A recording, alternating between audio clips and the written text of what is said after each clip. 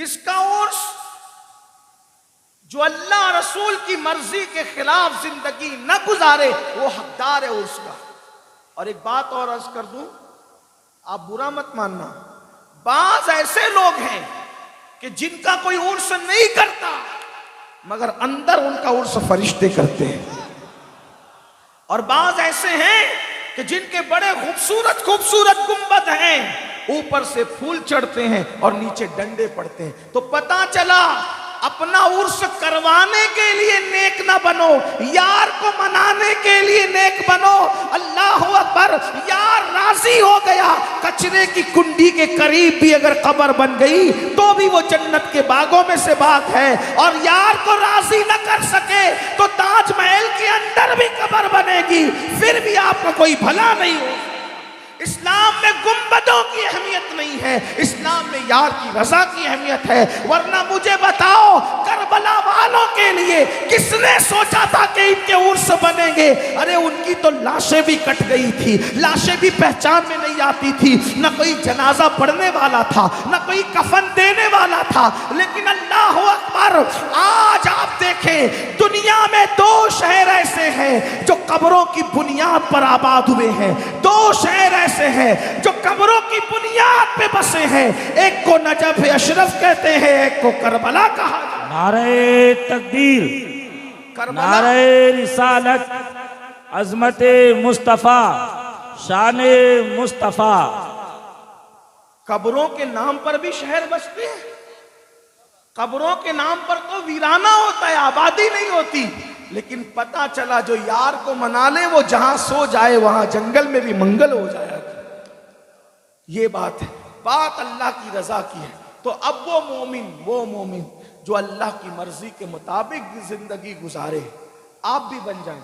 अच्छा, कोई जरूरी नहीं है कि मौलवी साहब भी ऐसे बन सकते हैं, हर मुसलमान ऐसा बन सकता है। अल्लाह की मर्जी के मुताबिक जिंदगी गुजारो बस। और देखो, सीखो, तो मरोगे तो क्या होगा। हदीस पाक अब सुनो, और अब जल्दी जल्दी बात मुकम्मल, क्योंकि 15 मिनट का टाइम मेरे पास रहा, उसमें मैं जितनी बात हो सकती कर दूं।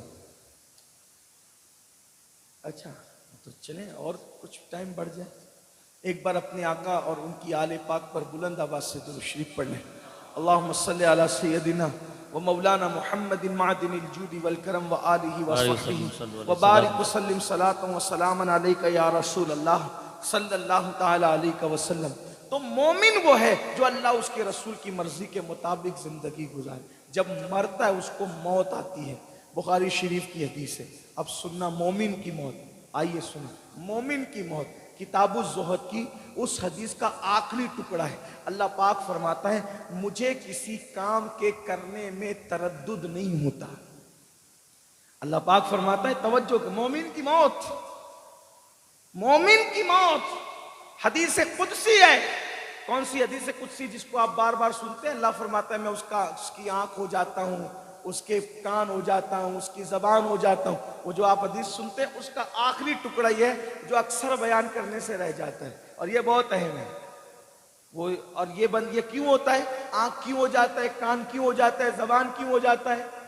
तो उसका इब्तिदाई हिस्सा यह है कि बंदा नवाफिल की कसरत करता है, यानी नफल काम वो कसरत से। यहाँ कुछ अवाम भाइयों का जहन जाता है कि नवाफिल की कसरत से मुराद यह है कि वो नफिल नमाज कसरत से पढ़ता है। वहां नफिल नमाज का जिक्र नहीं है, नवाफिल की कसरत करता है। नवाफिल का मतलब होता है वो नेक अमाल जो तुम पर ना फर्ज किए गए ना वाजिब किए गए, उसको क्या कहते हैं? नवाफिल। नवाफिल की कसरत। नवाफिल की कसरत में क्या है?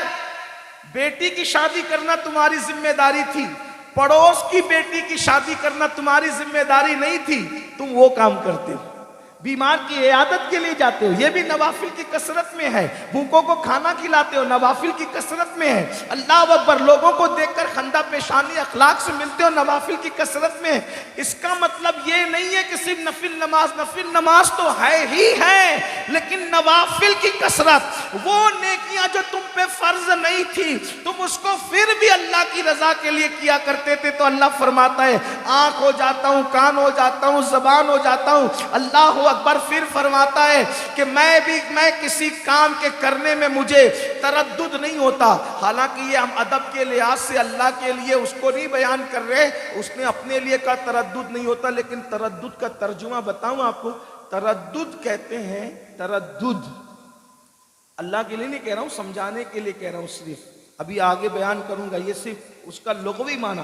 तरद्दुद का मतलब होता है ये काम करूं कि नहीं करूं, इसको कहते हैं तरद्दुद। आप कहते हैं ना यार मुझे तरद्दुद हो रहा है सफर करूं कि नहीं करूं, मुझे तरद्दुद हो रहा है प्रोग्राम में जाऊं कि नहीं जाऊं, मुझे तरद्दुद हो रहा है कि तारीख तय करूं कि नहीं करूं। इसको क्या यानी किसी काम के करने या नहीं करने में जब तबीयत जो है वो फैसला नहीं करती तो उसको क्या कहते हैं, करूं कि नहीं करूं। ये अल्लाह के लिए नहीं कह रहा हूं, ये सिर्फ समझाने के लिए लुग़वी तौर पे माना बता दिया।